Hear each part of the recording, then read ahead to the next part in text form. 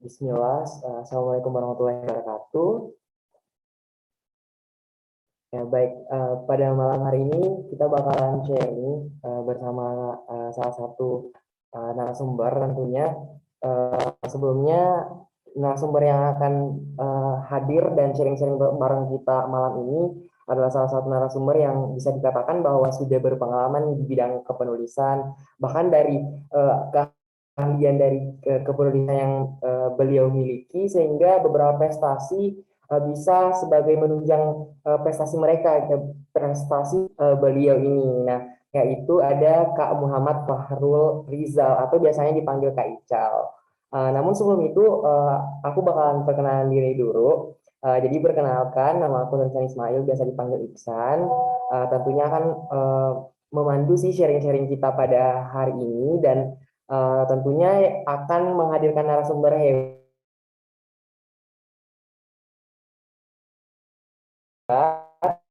yaitu ada Kak Muhammad Fahrul Rizal ini ya, yang sudah memiliki dan meraih banyak sekali prestasi khususnya di bidang kepenulisan, dan yang paling bergengsi nih, salah satu mahasiswa berprestasi terbaik 3 Farmasi Universitas Indonesia, dan itu merupakan salah satu kebanggaan banget ya, dan bisa menjadi motivasi bagi teman-teman yang tentunya nanti menonton video ini. Baik, langsung saja nih Kak, kita sharing-sharingnya. Yang pertama ini aku ingin tanyakan singkat tentang bagaimana sih dan apa sih sebenarnya motivasi kakak sehingga ingin melakukan sharing-sharing seperti ini. Oke, terima kasih. Jadi intinya sih sebenarnya kenapa mau sharing begini ya, apalagi tentang esai. Nah, mungkin kalau dari Instagram aku nih, kalau teman-teman mau tahu, dari bisa di-add juga @mfahrul_ical. Itu banyak banget kayak konten ataupun dari pertanyaan yang sudah disediakan di story aku biasanya gitu ya. Mungkin teman-teman ada yang bertanya mengenai esai, mengenai KTI, mengenai ya apapun yang berhubungan dengan kepenulisan tadi. Cuma yang salah satunya banyak banget yang mau ditanya sama teman-teman tuh yang sejauh ini aku lihat adalah esai. Nah, esai ini kalau kata salah satu orang ada yang bilang juga bahwa esai itu sebenarnya nggak banyak pendek begitu ya dibandingkan dengan KTI. Tapi kenyataannya esai itu malah yang benar-benar membuat kita lebih banyak berpikir gitu, lebih kritis lagi gitu. Karena antara fakta dan pendapat kita itu harus benar-benar seimbang gitu ya, kalau dibandingkan sama KTI mungkin ya kalau yang teman-teman biasa riset, yang biasa penelitian gitu ya. Nah, makanya daripada teman-teman bingung, resah gitu ya, bagaimana cara membuat esai, padahal aku pengen banget ikut esai karena esai itu tuh cenderung singkat gitu, jelas, intinya penggunaan bahasa juga dan bagaimana pendapat kita bisa diperkuat dengan argumen-argumen. Nah, maka aku coba sharing di sini begitu teman-teman. Jadi nanti teman-teman mudah-mudahan bisa memetik manfaat dari video kita ini. Gitu, Ihsan.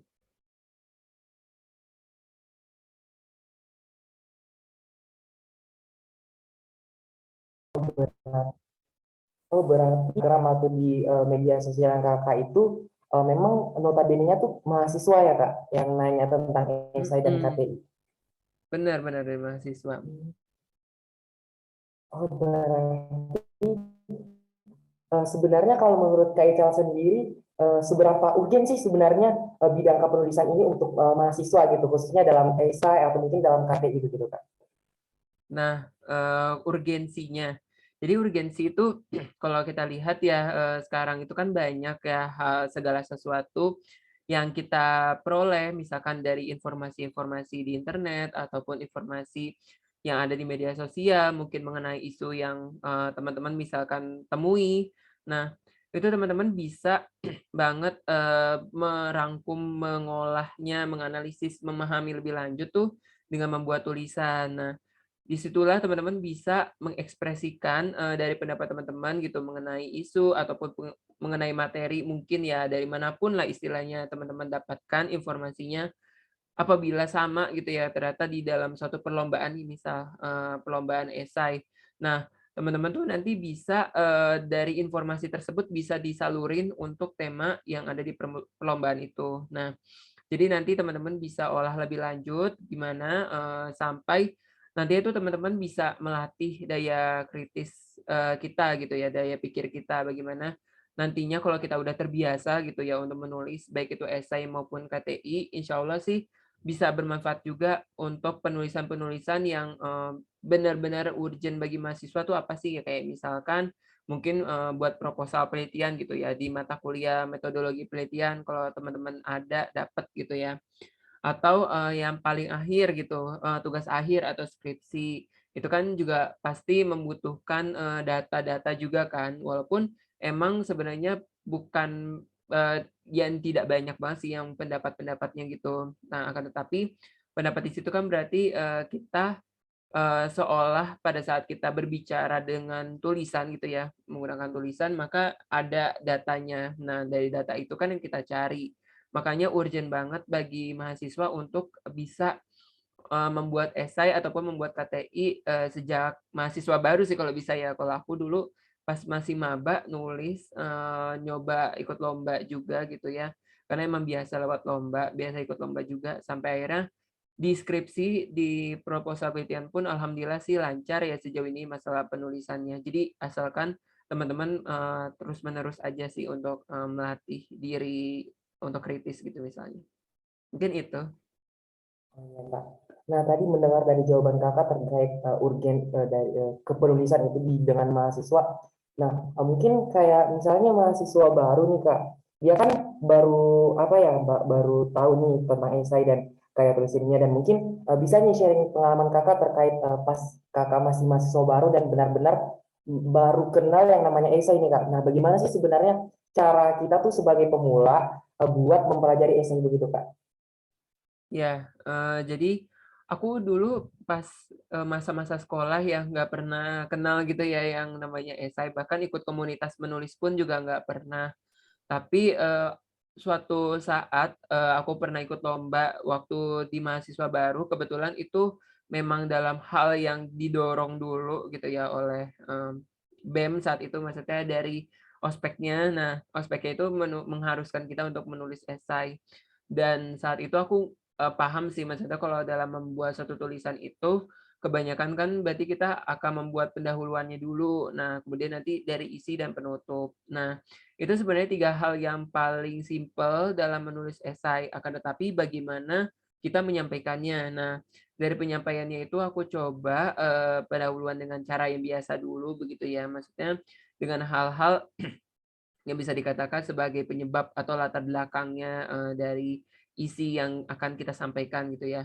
Nah, nanti kalau udah baru ke isinya. Isinya itu akan menyesuaikan begitu ya, dengan tema ya misalkan, dan baru penutupnya itu biasa ditutupi dengan kesimpulan. Mungkin itu di pelajaran bahasa Indonesia pernah ya, maksudnya disinggung waktu di sekolah juga. Jadi ya istilahnya udah terbiasa, tapi yang aku baru tahu sih namanya esai. Nah, dan ada perlombaan di ospek, waktu itu perlombaannya tentang Hari Kemerdekaan dan alhamdulillahnya, waktu itu esai terbaik. Kebetulan jurinya itu juri yang emang udah berpengalaman banget dalam lomba esai, dan dari situ aku merasa bahwa setiap aku menulis esai polanya sama, tapi di satu, perlombaan itu menang gitu ya. Jadi aku lanjut coba terus-menerus karena waktu dan kesempatan, apalagi esai juga pendek gitu ya, nggak begitu panjang dan, alhamdulillahnya, bisa manage waktu sejak sekolah walaupun ya itu nggak tertulis banget gitu ya dalam manage waktu.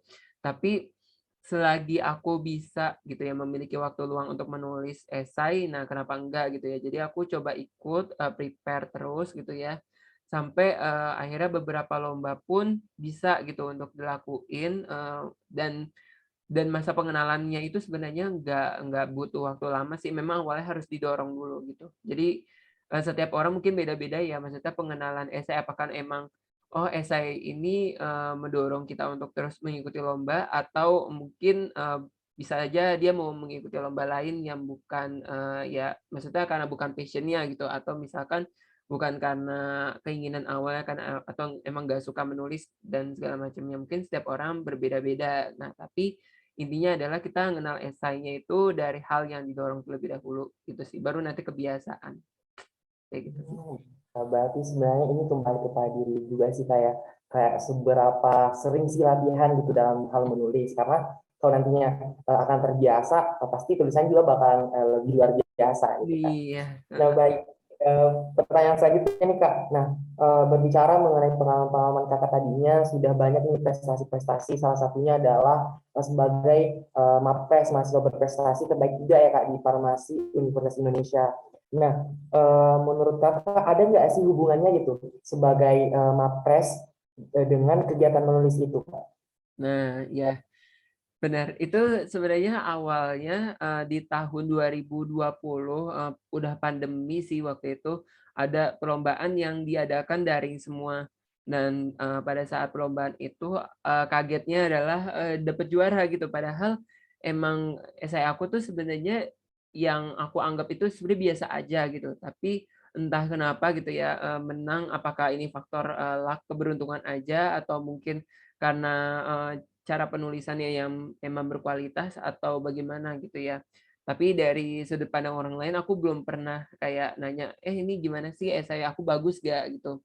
Aku belum pernah yang ngerasa seperti itu sih, karena emang aku nggak pernah, bergantung pada seorang mentor gitu ya untuk, perlombaan. Jadi aku benar-benar evaluasi diri aja sih masalah, esai aku misalkan yang awalnya, "Oh, aku udah masuk finalis kok tapi nggak menang ya." Nah, misalkan atau misalkan karena feedback dari juri, atau misalnya pada saat transparansi nilainya pengen tahu gitu ya, di mana sih letak kesalahan aku gitu ya, maka bisa diperbaiki di kemudian hari. Atau misalnya melihat esai orang sedikit waktu itu pernah pada saat apa ya, itu pasti udah ini sih, udah berapa kali lomba esai baru pernah gitu ngelihat esai orang langsung gitu pada saat jadi juri. Nah, pada saat itu aku baru tahu ternyata letak kesalahan aku tuh atau mungkin letak kekurangan aku tuh di sini gitu. Jadi harus diperbaikin atau mungkin ditambah lagi begitu supaya lebih baik lagi.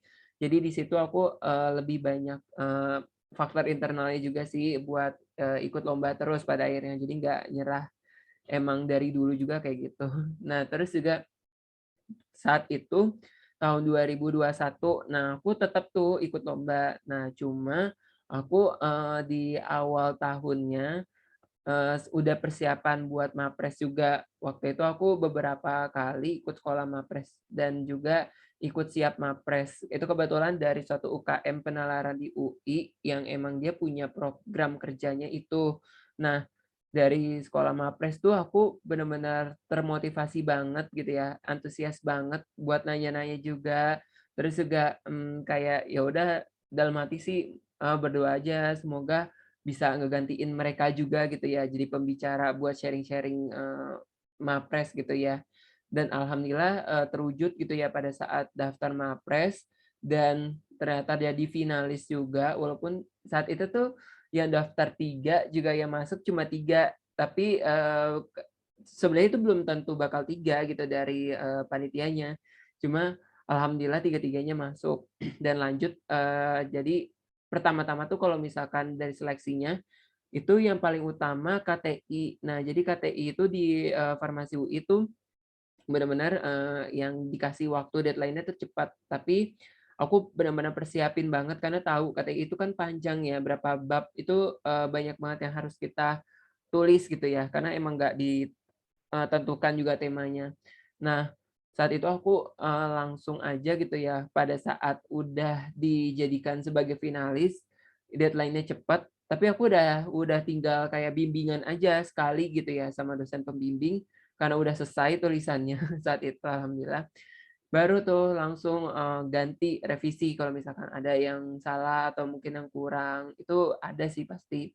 Nah, karena baru sekali juga bimbingannya dan baru dapat dosen pembimbing. Jadi sebelum-sebelumnya aku, nggak pakai dosen pembimbing, cuma pakai, ada mentor, cuma mentor yang bukan tetap, hanya di webinar aja saat itu, kayak nanya, apakah judulnya sesuai, apakah, dari segi alur pemikirannya juga sesuai atau enggak gitu. Ternyata, katanya Kakaknya sih sesuai. Nah, dan saat itu aku, alhamdulillah, ikut seleksi selain dari KTI juga sih tentu ya, dan dapat juara 3. Nah, pada saat yang juara 3 itu aku tetap sih ikut lomba esai dan ya KTI juga tipis-tipis, tapi, nggak sebanyak di tahun 2020.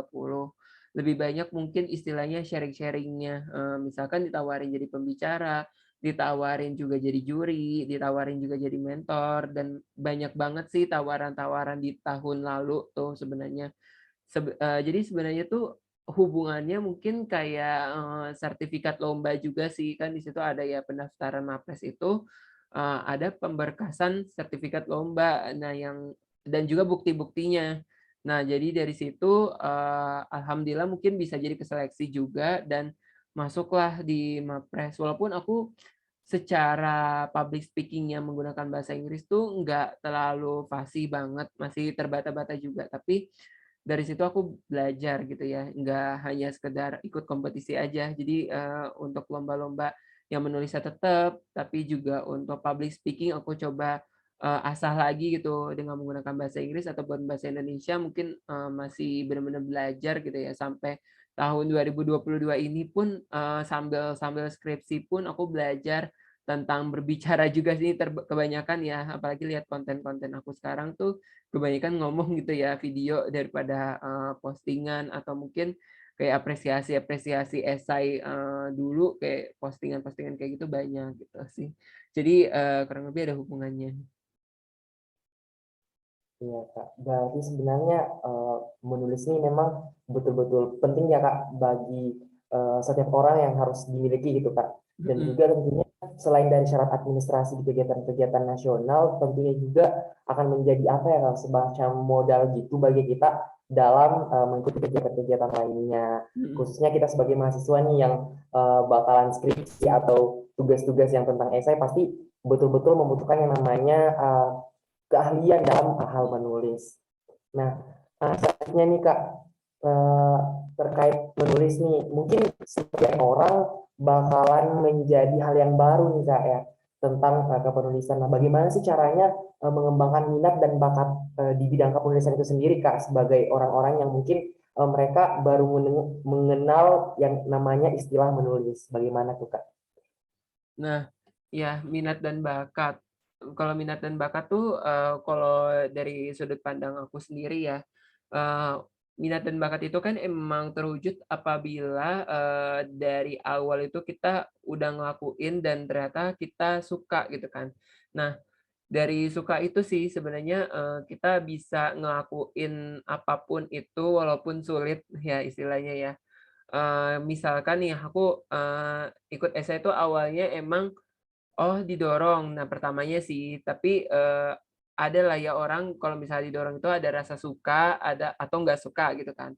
Nah, tapi alhamdulillahnya saat itu suka. Nah pada saat suka itu walaupun ternyata esainya itu, oh susah, menantang segala macamnya, banyak banget esai yang aku tulis itu di luar dari bidang farmasi dan itu butuh waktu untuk belajar, lebih lanjut, tentang referensi-referensi yang ada, mengenai bidang selain farmasi. Mungkin kalau farmasi tuh, aku masih bisa masukin apa yang aku udah pelajarin. Tapi kalau misalkan di luar farmasi, itu aku full harus belajar dari, referensi-referensi yang ada gitu ya, maksudnya jurnal ataupun mungkin, buku segala macamnya. Nah, di situ tuh, tantangan banget, cuma karena emang udah seneng gitu ya, nah disitulah ternyata minat dan bakat aku. Dan minat dan bakat aku inilah yang, sebenarnya mewujudkan, mahasiswa berprestasi yang nggak cuma utama di tahun 2021, tapi juga di tahun 2022. Itu kebetulan ada, MAPRES kategori keilmiahan. Saat itu aku, melihat, semua yang aku udah lakuin gitu lomba-lombanya, entah itu dari hubungannya sama esai, sama KTI, kemudian juga sama, kompetisi farmasi lain yang berhubungan gitu ya, itu bisa gitu melahirkan, MAPRES kategori yang seperti itu. Walaupun emang tingkatannya yang masih banyak di nasional gitu ya, yang di internasional tuh, sangat jarang beberapa mungkin ya. Tapi yang aku bisa lihat di situ adalah, bagaimana sih minat dan bakat itu bisa terwujud dengan awalnya itu dari rasa suka terlebih dahulu. Tapi rasa suka ini kita nggak bakal bisa tentukan kalau nggak didorong, nggak ada rasa, apa ya istilahnya ya, terpaksa, mungkin bahasanya terpaksa gitu, padahal sih nggak terpaksa banget sih, karena emang emang suatu, syarat gitu ya bagi mahasiswa, urgensi bagi mahasiswa juga untuk bisa menulis gitu ya. Walaupun emang, oh ternyata ini kurang suka, atau yang biasanya kurang suka itu bisa jadi dia juga dibantu gitu, ada mentor juga gitu yang membantu. Nah sedangkan aku sendiri nih dari rasa suka, akhirnya nggak terlalu butuh yang namanya seorang mentor, tapi benar-benar evaluasi diri dan lanjut aja gitu. Jadi, itu tipe orang sih beda-beda ya kalau menurut aku. Cuma, kurang lebih kalau minat dan bakat itu, ya harus dari suka atau nggak sukanya dulu. Mungkin itu kali ya penegasannya. Wah, menarik sekali bagaimana sih cara mengembangkan minat dan bakat tentunya di dalam dunia penulisan. Nah, next pertanyaan nih Kak. Nah, adakah sih sebenarnya tips dan trik dari Kakak untuk cepat mendapatkan tema atau ide dalam kepenulisan? Karena kan secara kalau membahas masalah kepenulisan atau membahas suatu topik itu mencari ide atau tema itu memang paling susah ya Kak. Nah, kalau menurut Kak Ijang sendiri berdasarkan dari pengalaman Kak Ijang, bagaimana nih Kak tips dan trik dari Kak Ijang sendiri?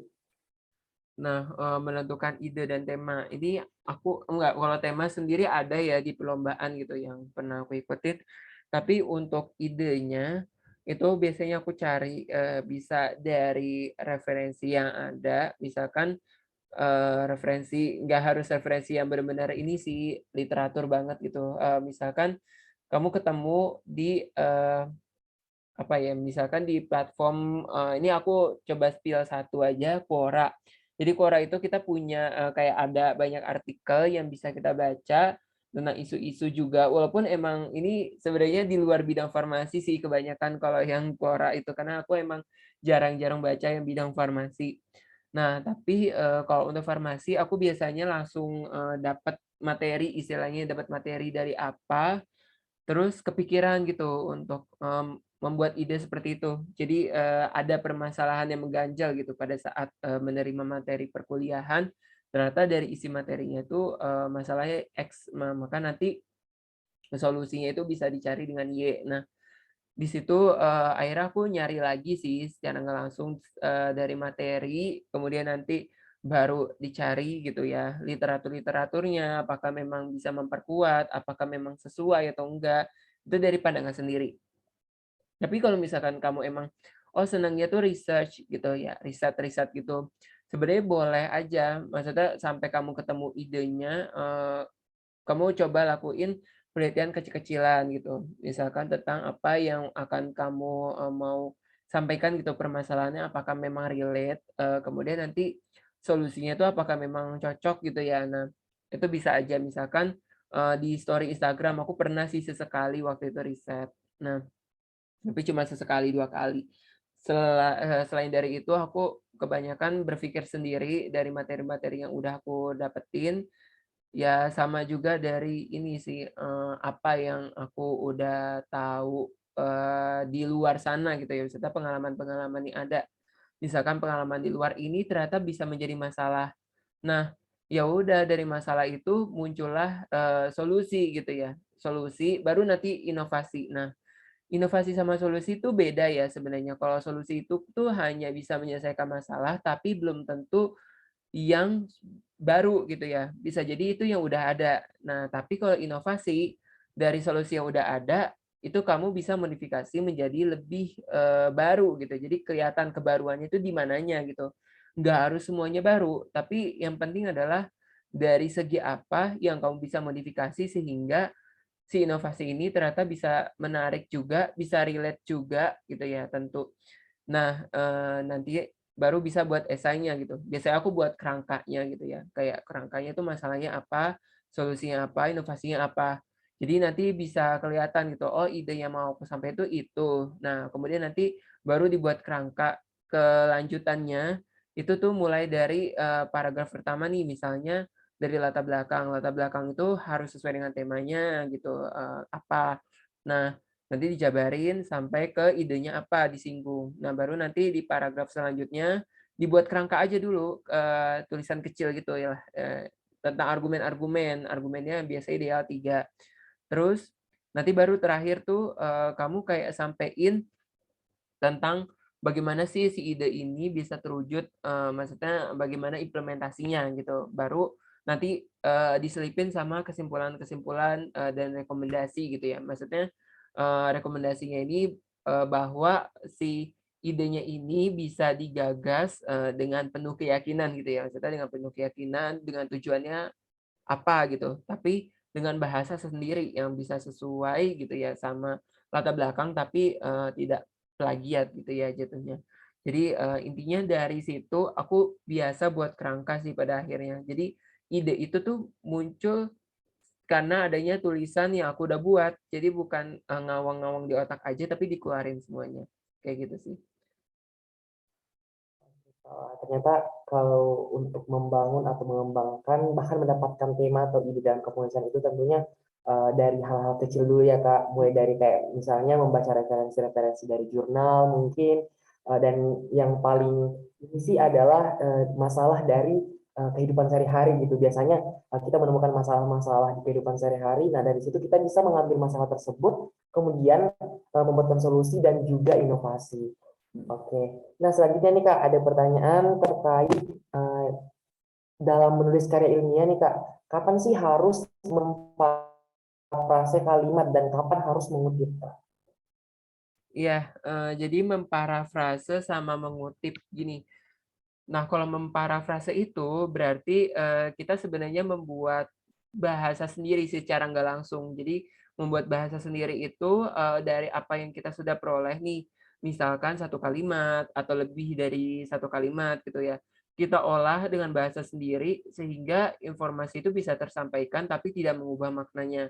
Nah, tapi kalau mengutip berarti kita mengambil beberapa kalimat, tetapi, kita tidak lupa gitu ya untuk, mensitasikan siapa yang berbicara seperti itu. Nah, beda di sini adalah mungkin, dari struktur kalimatnya tadi ya yang kita buat itu, dalam bentuk seperti apa penyampaiannya. Nah, kalau memparafrase itu tetap kita harus buat, sitasinya, jelas ya dua-duanya itu tetap harus buat sitasi. Cuma, yang kita harus tahu adalah dari mana sih sumbernya gitu kan. Kalau misalkan, sumber itu kan kalau dalam sitasi itu berarti, oleh siapa gitu kan, tahun berapa. Nah, itu berarti, misalkan kamu ketemuin lebih dari satu kalimat di satu jurnal yang sama, atau misalnya kamu ketemuin beberapa kalimat di, jurnal yang berbeda-beda. Nah, tentu kan akan berbeda ya untuk, citasiinnya gitu ya, nama dan tahunnya gitu ya. Misalkan kalau di satu jurnal berarti kan cukup dari satu aja gitu. Mungkin kecuali kalau ada juga sih biasanya yang dia melihat, sumber primernya di mana. Misalnya nih, kamu, ketemu satu jurnal nih, di satu jurnal ini ternyata ada, kutipan dari siapanya lagi gitu. Nah, itu sebenarnya sumber primernya lagi yang bisa dijadiin sebagai referensi. Jadi yang masukin sebagai sitasi di esai kita itu bukan sitasi dari jurnalnya, tapi dari kutipan yang ada di dalam jurnalnya gitu ya. Jadi ini sebenarnya 2 hal yang berbeda, tapi kalau misalkan ternyata nggak ada dari siapanya gitu kutipannya, jadi benar-benar satu kalimat aja gitu ya. Nah itu nggak apa-apa dari satu jurnal aja gitu. Jadi cuma satu, citasinya.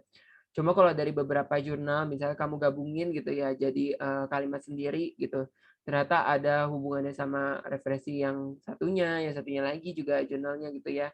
Nah itu kamu baru buatnya lebih dari satu gitu, kayak gitu. Jadi, sebenarnya ada ya aturan-aturannya gitu ya dalam citasi itu gimana kan, kalau misalkan ternyata lebih dari satu, nah berarti nanti ada, titik koma gitu yang memisahkan antara, si 2 citasinya gitu. Nah itu salah satu contoh. Tapi kalau misalkan mengkutip biasanya, seringkali itu diomongkan oleh satu orang. Nah, dari satu orang ini misalnya ya, kalau paling banyak sekarang di esai itu buat kiasan, bukan kiasan ya, sejenis mungkin, suatu pernyataan dari pahlawan nasional misalkan nih dari Insinyur Soekarno gitu, tiba-tiba ada kata-kata yang seperti itu. Terus nanti ada strip 2 Insinyur Soekarno. Nah, itu kan berarti sebenarnya kita mengutip gitu kan, mengutip pernyataan. Nah, tapi, sekali lagi sih mengutip itu biasanya, bisa menjadi plagiarisme, akan tetapi memang kita nggak bisa terhindar dari plagiarisme 100% ya, pasti ada, cuma ada batasannya, yang biasanya sih kebanyakan 30% batasannya, ya 30% itu paling maksimal. Jadi sebenarnya kalau mengutip itu benar-benar kamu samain semuanya, nanti kamu citasiin, sedangkan memparafrase itu, kamu nggak menyamakan satu kalimat itu atau beberapa kalimat itu, tapi kamu olah lagi dengan bahasa sendiri tanpa mengubah maknanya. Jadi mungkin kayak gitu sih, bedanya parafrase sama mengutip. Oke, Kak. Nah, mungkin lanjutan nih dari pertanyaan sebelumnya, terkait, data mining dan kepustakaan. Kalau menurut Kak Ical sendiri, ada nggak sih tips dan trik dari Kak Ical terkait, melakukan data mining dan kepustakaan ini, Kak? Nah, data mining. Jadi data mining itu, yang aku barusan cari ini sebenarnya aku juga baru baru tahu ya, tapi, yang aku dapetin itu kalau data mining itu berarti kita mengolah data yang ada di literatur gitu ya, maksudnya biasanya dia metode penelitian yang dilakukan itu secara kuantitatif. Nah, secara kuantitatif biasanya kalau, memang itu merupakan karya tulis ilmiah kita sendiri gitu ya, berarti dari data-data yang kita dapatkan, nah kita, jangan langsung berpikir bahwa pusing gitu ya untuk mengolahnya. Nah, tapi kita bisa melihat dulu nih dari misalkan nih datanya itu, ternyata ada banyak, apa ya, misalnya angka-angka gitu misalkan, banyak angka, kemudian dibentukin ke dalam tabel. Nah, dalam bentuk tabel ini, misalnya banget nih, mungkin tinggi badan misalnya. Nah, tinggi badan itu kan berarti yang paling gampang untuk kita olah itu mulai dari, modus, misal mungkin kalau, si Ihsan dari matematika tahu lah ya modus tuh. Nah, itu kan berarti kayak data yang paling banyak itu, di angka berapa sih tinggi badannya, misalkan kayak gitu. Itu yang paling mudah. Nah, sebenarnya ada hal lain sih yang lebih mudah juga sih, misalkan kita merata-ratakan misalkan, atau misalnya median gitu, kita mengurutkan gitu. Mungkin itu, kalau mau belajar lebih lanjut itu di metodologi penelitian juga ada sebenarnya. Nah, itu sebenarnya kalau data mining, bahkan banyak data pun yang emang, oh ternyata ini rumit banget, tapi kenyataannya kita bisa melihat yang paling banyak kayak gimana, atau enggak misalkan, diagram garis gitu ya, diagram garis tentang perkembangan dari, tinggi batang tanaman, suatu tanaman lah, apa terserah lah intinya. Nah, terus kita lihat tuh trennya itu apakah mengalami kecenderungan naik atau turun. Itu kan paling mudah ya untuk kita melihat dari data yang besar, tapi kita bisa olah dalam kalimat-kalimat yang ternyata, bisa gitu ya merepresentasikan itu, tapi nggak susah-susah amat gitu ya. Itu yang paling mudah. Ini bahkan kalau di skripsi aku juga nih sebenarnya kalau boleh sharing, ini, aku dapetin datanya juga tuh yang terlihat, ya udah kita tinggal bikin gambaran, apa ya, kayak ngasih tahu aja sih cara gambarannya, kayak gitu sih. Jadi nanti dari gambaran itu kita bisa kasih tahu nih, oh yang paling mudah tuh gambaran mengenai fisik dari segi apanya dulu gitu, nanti baru dari segi apanya. Nah, jadi kita jangan berpikir hal yang langsung sulit, tapi dari yang mudah-mudah dulu aja. Nanti kalau misalkan emang diminta yang sulitnya juga gitu ya, nah itu kita bisa usahain sendiri nih, misalnya kita cari dulu nih cara-caranya gimana sih, mungkin apakah, dari materi metodologi penelitian atau mungkin kalau kasarnya juga bisa juga search Google langsung itu sebenarnya juga sudah ada, tapi kalau kamu punya e-book tentang Medlit atau metodologi penelitian itu juga itu lebih baik sih, maksudnya lebih kredibel. Nah, kemudian juga sekarang ini tentang kepustakaan deh.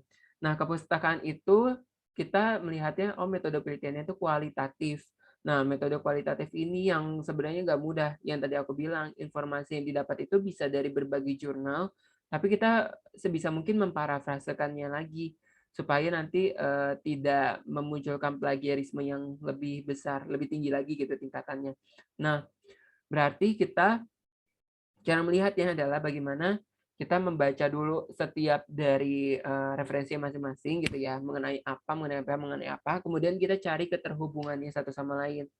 Nanti kalau udah, oh dia ternyata terhubung nih, dengan, olahan kalimatnya seperti ini gitu kurang lebihnya.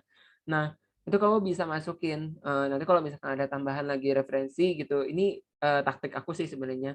Kalau ada tambahan lagi, ternyata ada berhubungan, itu bisa ditambah lagi. Intinya jangan lupa referensinya, citasinya, kayak gitu sih. Itu yang biasa aku lakuin ya, kalau misalkan di metode kualitatif kayak gitu, kalau yang di data mining juga kayak gitu. Jadi sebenarnya aku pikir nggak susah, tapi, mungkin persiapannya itu sih yang menurut aku lebih matang gitu. Jadi kalau misalkan deadliner tuh agak susah kalau misalkan kita, melihat data yang terlalu banyak atau referensi yang terlalu banyak itu kita benar-benar jadikan, kalimat-kalimat yang memang, dijadikan di karya tulis ilmiah kita, kayak gitu sih. Oke, Kak. Berarti memang dalam hal data mining dan perpustakaan ini sangat penting juga ya Kak dalam menunjang kepenulisan. Mhm. Jadi tentunya harus benar-benar belajar lebih banyak gitu tentang ini karena ini berhubungan dengan pengolahan data ya Kak kalau nggak salah. Iya iya, pengolahan data, heeh, data mining. Ya, berarti ini sangat penting ya teman-teman terkait data mining dan perpustakaan. Nah, selanjutnya sejauh perjalanan Kak Ical nih di dalam dunia kepenulisan, ada nggak sih sosok di balik layar atau pembimbing Kak Ical sendiri dalam menjalani proses-proses di bidang kepenulisan? Mhm, sip. Bagus banget nih pertanyaannya, pembimbing di sini, ini aku bukan membahas mentor ya, kalau mentor sendiri aku emang nggak ada gitu ya. Bahkan aku yang bisa dikatakan dari teman-teman yang udah pernah, nanya-nanya soal esai, akunya yang jadi mentor mendadak gitu istilahnya. Tapi di situ aku, lihat bahwa ada sih salah satu dosen gitu ya, yang menurut aku beliau tuh membimbing banget di, kepenulisan gitu ya. Walaupun emang, jarang-jarang gitu ya untuk menjadi dosen pembimbing, maksudnya nggak sesering itu, nggak setetap itu. Nah, ada, dosen pembimbing aku nggak mau spill nama, tapi lebih ke arah, dosen apa. Jadi kebetulan dosen farmasi ini tuh masih muda banget, terus beliau tuh juga kayak memberitahu, oh kalau misalkan di bidang penulisan itu formatnya tuh harus jelas. Nah, cara membuat citasinya, cara membuat referensinya, kemudian juga cara mengolah, tulisannya juga, bagaimana supaya lebih enak dibaca gitu-gitu. Itu aku benar-benar belajar sih, karena apa ya, sejauh yang aku pernah lakuin, itu nggak luput dari, yang namanya pengulangan kata atau terlalu banyak, apa ya, kata dalam satu kalimat. Maksudnya tuh, apa yang kita ulang lagi nih, misalnya konjungsi dari apa di satu kalimat, kemudian dilanjutkan dengan konjungsinya lagi gitu.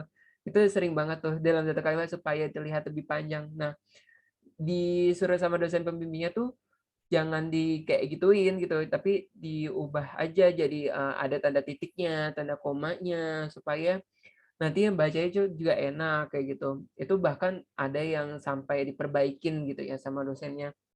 Itu aku suka banget sih dosennya kayak gitu. Dan menurut aku, dosen pembimbing ini yang paling sering banget, maksudnya diajak diskusi juga sih sama aku gitu, selain daripada di kelas gitu ya, tapi juga dosen pembimbing MAPRes sekaligus juga dosen pembimbing skripsi saat ini. Jadi, sosok di balik layar dari aku, yang sejauh ini adalah beliau kayak gitu sih. Berarti ini lebih ke sosok ya Kak, sosok yang mungkin lebih ke pembimbing gitu.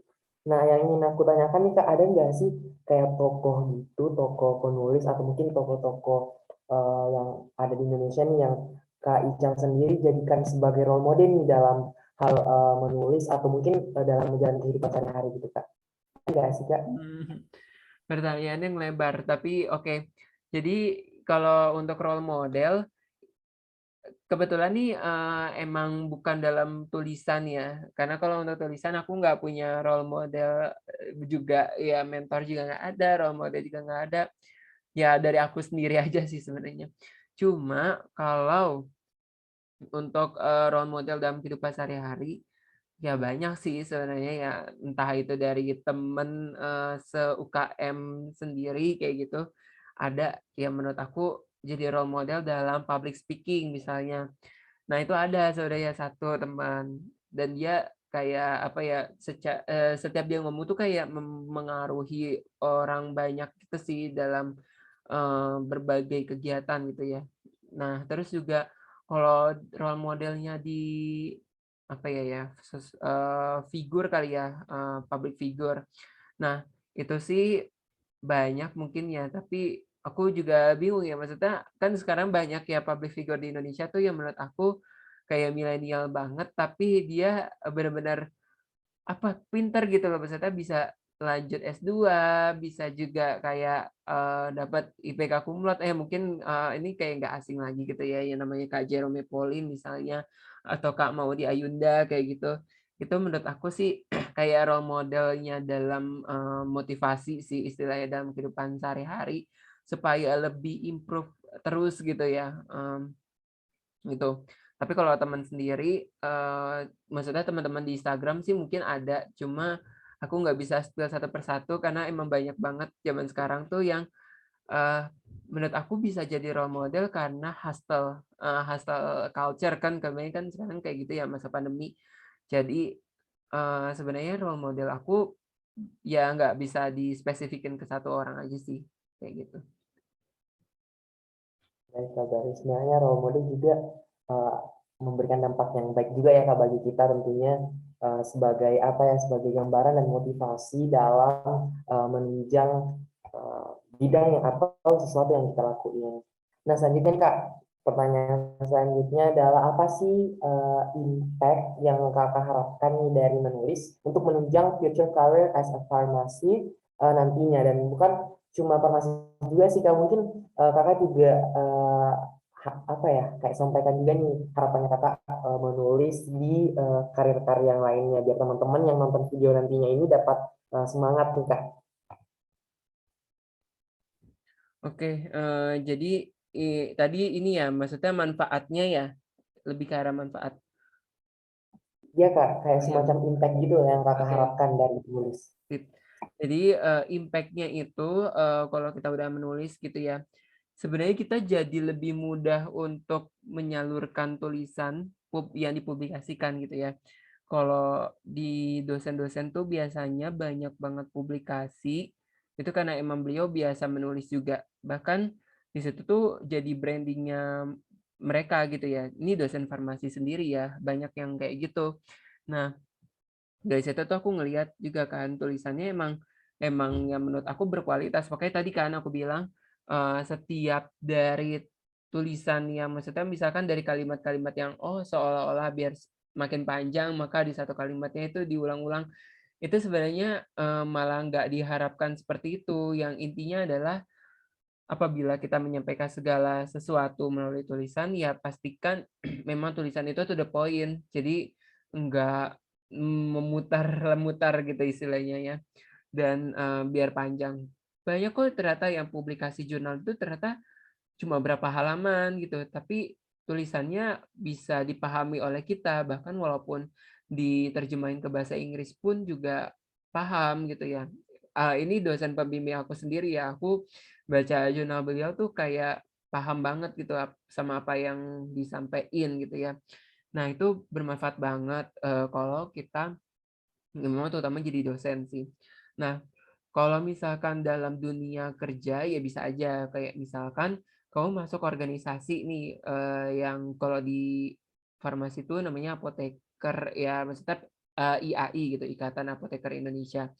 Nah, bisa aja kalau kamu mau nyalurin tulisan, mungkin ada event seperti itu, atau misalnya, di organisasi itu kamu masuk di divisi yang bagian yang menulis, kayak gitu. Nah, itu kan bisa banget ya, disalurkannya itu karena dari, aktivitas kita dari mahasiswa kayak gitu. Misalkan kita sering menulis segala macamnya. Itu makin lama sih makin terbiasa gitu ya dalam menunjang karir kita. Jadi nggak cuma kerja aja, tapi kita juga berorganisasi gitu. Jadi kita aktif, produktif juga gitu. Nggak cuma mungkin kalau kerja itu nggak bakal nemuin tulisan-tulisan gitu ya. Mungkin kalau mau jadi penulis ya itu di luar dari ranah farmasi itu it's okay juga nggak apa-apa. Ada juga yang kayak gitu sih. Cuma kembali lagi di diri kita aja sih, mungkin, kebiasaan menulis ini apakah memang berlanjut buat, jenjang karir atau memang ya udah sampai di mahasiswa aja, misalkan karirnya itu bukan jadi, farmasis yang bekerja gitu ya, tapi jadi dosen gitu misalnya. Itu beda-beda setiap dari cita-cita orang gitu ya. Cuma, sekali lagi sih impact-nya itu yang kerasa, di ranah-ranah yang seperti itu. Jadi it's okay, untuk menunjang cita-cita kitanya masing-masing sih, kayak gitu. Berarti ternyata banyak banget ya sebenarnya impact dari menulis itu, Kak. Salah satunya adalah bisa menerbitkan jurnal yang tentunya dapat bermanfaat bagi orang lain. Iya. Oke, Kak. Nah, pertanyaan terakhir nih, Kak, mungkin terkait apa sih yang ingin Kakak sampaikan atau pesan kepada generasi muda saat ini terkait menulis itu sangat penting loh, agar nantinya mungkin teman-teman yang nonton dari video ini dapat termotivasi nih, Kak, dari apa yang Kakak sampaikan. Silakan, Kak. Nah, jadi pesan dari aku intinya adalah, teman-teman bisa aja, memiliki rasa suka atau ya passion gitu di mana pun teman-teman, lakuin gitu ya.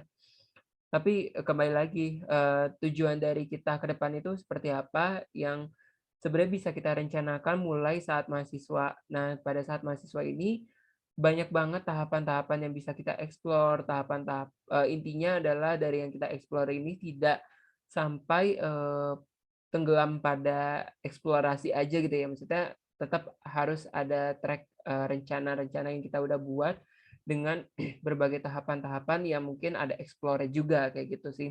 Nah, yang intinya adalah, untuk generasi muda saat ini, semangat dan kalaupun, teman-teman memiliki keinginan untuk menulis, itu boleh banget, mungkin kalau mau tanya-tanya sama aku juga, atau misalkan teman-teman mungkin butuh mentor lain gitu ya, yang suka menulis juga, selain dari aku juga nggak apa-apa sebenarnya.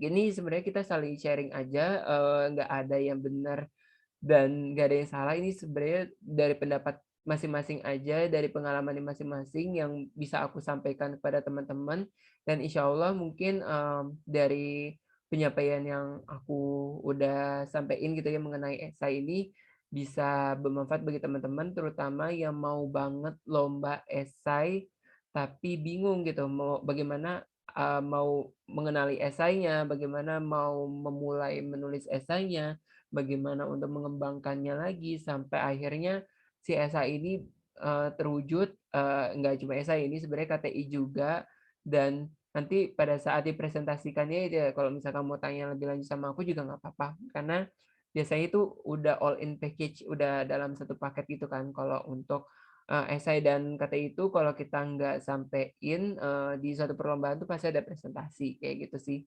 Jadi, intinya, semangat. Dan terus berjuang aja untuk, cita-cita teman-teman masing-masing.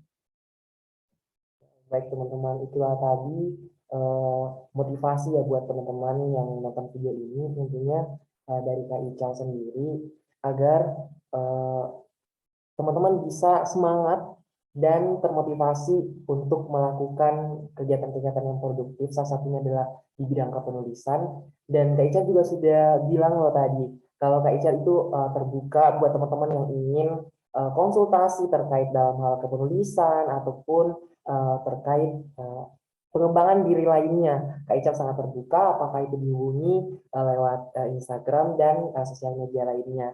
Nah, mungkin pesan dan motivasi dari Kakak Ical tadi sebagai penutup juga sharing-sharing kita pada hari ini, dan tentunya saya harapkan bahwa sharing-sharing yang kita lakukan malam ini dapat bermanfaat tentunya bagi teman-teman, bagi Kak Ical juga, dan bagi saya sendiri yang tentunya sangat apa ya, sangat bangga dan mendapatkan banyak sekali informasi baru selama sharing-sharing yang Kak Ical terkait bidang kepenulisan. Jadi teman-teman sekalian, tentunya dari video ini teman-teman bisa sangat belajar terkait dunia kepenulisan, bagaimana pengalaman-pengalaman dari Kak Ical tadinya dalam meraih berbagai prestasi-prestasi. Nah, mungkin cukup sekian nih Kak dari sharing-sharing kita hari ini, dan buat teman-teman kita bakalan bertemu lagi di sharing-sharing selanjutnya, dan Saya ucapkan terima kasih kepada Kak Ical sudah meluangkan waktunya untuk sharing-sharing terkait pengalamannya di dunia kepenulisan. Sekian, wassalamualaikum warahmatullahi wabarakatuh. Waalaikumsalam warahmatullahi wabarakatuh.